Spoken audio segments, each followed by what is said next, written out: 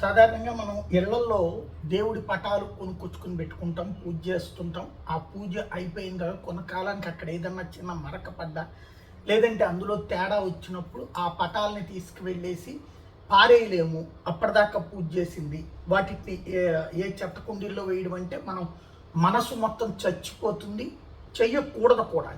అందుకని ఏం చేస్తుంటాం అంటే గుళ్ళ దగ్గరికి వెళ్ళి గుళ్ళల్లో ఆ చెట్ట కింద అట్లాంటి చోట్ల పెట్టి వదిలేస్తుంటారు. ఎక్కువగా తిరుపతిలో ఉన్నటువంటి వాళ్ళు అట్లాగా వదిలిపెట్టేటటువంటి ప్లేస్లో ఉన్నదాన్ని ఏం చెయ్యాలో టీటీడీకి ఆలోచన లేదు. ఏళ్ల తరబడి అట్లా ఉండిపోయింది, అట్లాగే వదిలేస్తుంది. అయితే ఇప్పుడు అట్లా అలిపిరి దగ్గర కిలోమీటర్ పరిధిలో టీటీడీ వెంకటేశ్వర స్వామి స్థలాల్లో వందల వేల స్వామివారి ఫోటోలు అన్నీ అక్కడ పెట్టేసి వదిలేసి వెళ్ళిపోతుంటారు.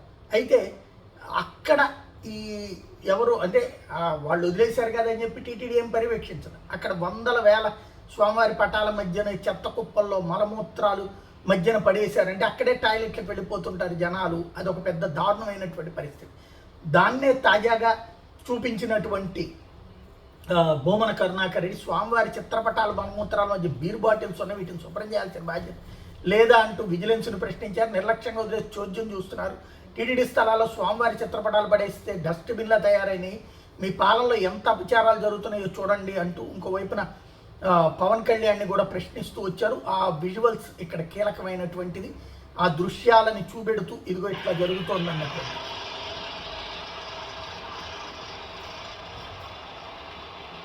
ప్రస్తుతంగా ఇది టీటీడీ దీని మీద ఎలాంటి ఆలోచన చేయలేదు. ఇందులో దీని మీద ఏదైనా ఆలోచన చేయాల్సింది తిరుమల తిరుపతి దేవస్థానమే కాదు, టోటల్గా రాష్ట్ర వ్యాప్తంగా కూడా ఒక ఆలోచన చేయాలి. ఎందుకంటే ఇలాగే చాలామందిది ఇదే సమస్య.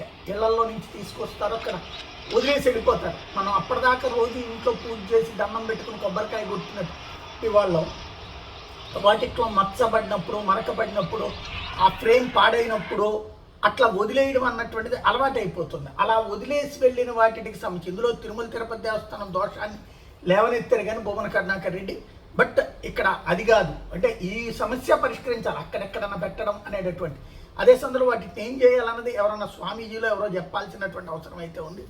ఈ పరిస్థితిని ప్రస్తుతం ప్రస్తావించడం ద్వారా ఇదిగో వీటన్నిటికీ ఇట్లాగా ఆయన పూజ చేసి ఏంటిది అన్నటువంటి ప్రశ్న అయితే రేకెత్తించారు. సమస్య మాత్రం పరిష్కారం ఎవరు ఆలోచిస్తారు అన్నది చూడాల్సి ఉంది. ఒక్కసారి ఈ విధంగానన్నా భగవంతుడు ఏమన్నా పబ్లిక్కి తెలియజేయాలని ఏమన్నా కోరుకున్నారేమో ఒకసారి చూసుకుంటాం బెటర్. చాలా ముఖ్యమైనటువంటి వ్యవహారం ఇదైతే.